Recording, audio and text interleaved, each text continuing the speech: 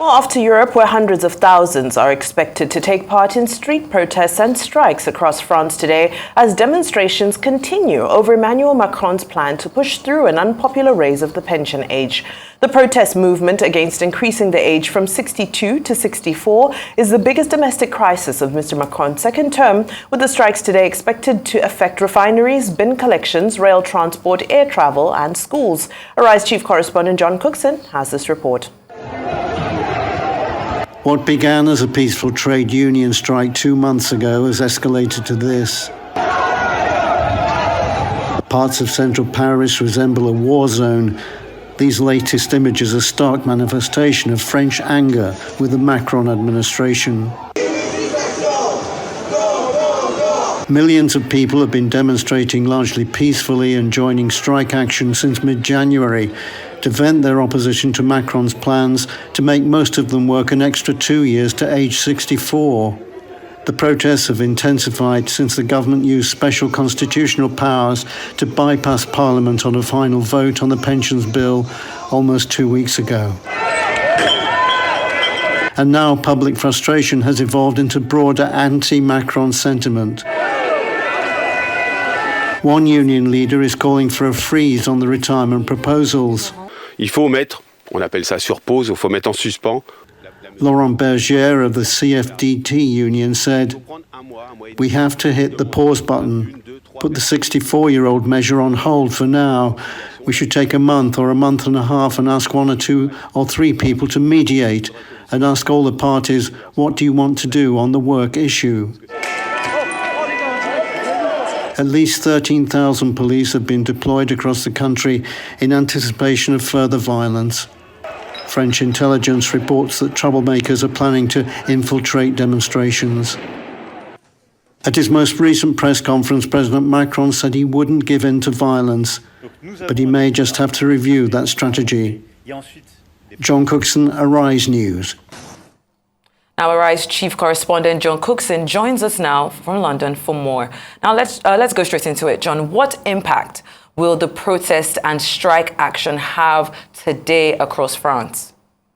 Hi, ladies. Great to be on Newsday as always. Well, they're expecting around 1 million people on the streets of France in cities and towns across the country, 100,000 in Paris, and I've seen images of many people taking the trains that are running, that is, to Paris to take part in today's demonstrations, and police there worried that things might take a violent turn because agents provocateurs have infiltrated, it seems, some of the protest groups. I can give you a snapshot of other things across the country. I mean, staff have walked out at a nuclear power plant in the southwest of France. There are rail lines not working, rail services not working, subway not working. In Paris, the tourist industry hugely hit. The Louvre is closed because protesters have sealed it off. Tourists can't get in. Versailles also closed. They've set fire to cars in Nantes, in central France, and in Rennes, in northern France. So a day of disruption, and police fear a day of violence in France, and the whole country very much tense at the moment. Right. Now, John, earlier in your report, you did say that Emmanuel Macron has emphasized that he won't be bowing down to violence. But do you think there's any possibility at all that he will give in to the protesters and shelve his pension plan?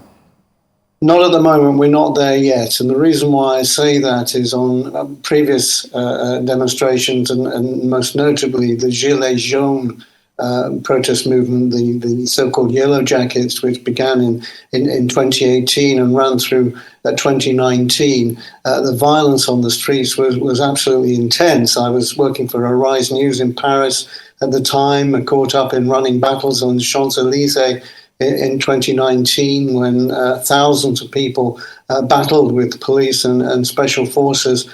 Look, we're not there yet. I mean, ultimately, Macron may have to put things on hold, very much like Netanyahu has put things on hold as far as his judicial reform program is concerned in Israel, and that's quelled violence for the time being. And Macron may, at the end of the day, have to do that, but we're not there yet. The protest movement in France, it can be very vigorous and very violent at times. I've covered so many riots across France over the years, and it's part of the life. It's part of life there, and the police are well trained, and special forces also well trained in how to deal with it. And much depends, of course, on whether today's protests turn violent. But for the time being, I would say that Macron will stand firm. And I had in my report the union leader calling for mediation. Well, a government spokesman in the last hour has said that that's not going to happen. So it looks as if Macron is standing firm for now. While many already, of course, oppose the bill, the president has inspired further democratic outrage by, pushing it through the parliament without a vote. Why is it necessary for the French government to raise the pension age at this time?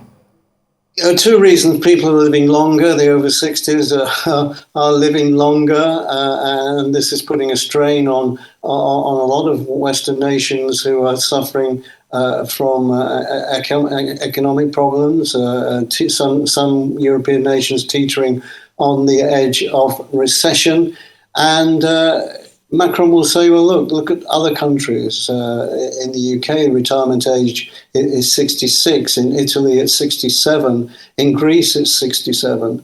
And Macron is saying that 62 basically is too young to retire. And that's why, for that reason, and also economic reasons, that retirement age has to go up to 64 for French men and women.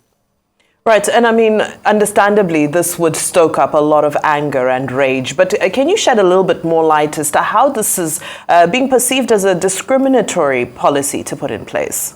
Yeah, this is becoming violent because the protesters are saying that the police are using violence themselves, and the police are somewhat to blame for some of the troubles that are going on at the moment, the burning of cars and other violent acts on the street. So that's one reason.